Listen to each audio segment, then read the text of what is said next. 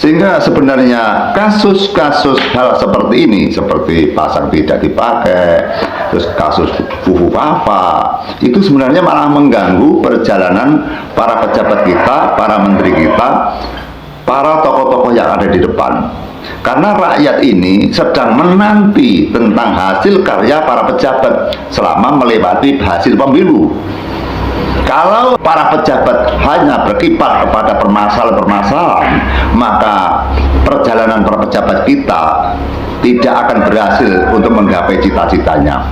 Yang jelas pada saat ini rakyat membutuhkan pertolongan daripada hasil karya para pejabat, karena utamanya adalah ekonomi bangsa, terutama para pedagang, para petani, terus para nelayan, para perindustri, para orang yang masih belum bisa mencari pekerjaan, para pengangguran. Mereka membutuhkan uluran tangan daripada pemerintahan kita, membutuhkan pertolongan pemerintah kita.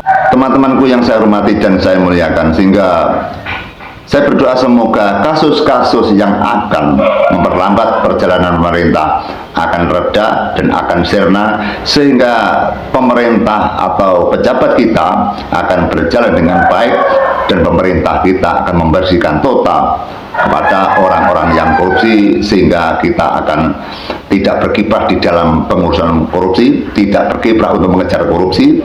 Pemerintah kita hanya bekerja untuk memajukan negara dan akan mengurusi tentang kehidupan terutama ekonomi rakyat Indonesia. Tanggapan saya kepada Mas Bumi Raka atau Mas Gibran, maka kita hendaknya untuk bersabar, tidak tergesa-gesa dulu, kita serahkan kepada pemerintah agar kasus ini bisa selesai. Tentunya pemerintah harus menanggapi.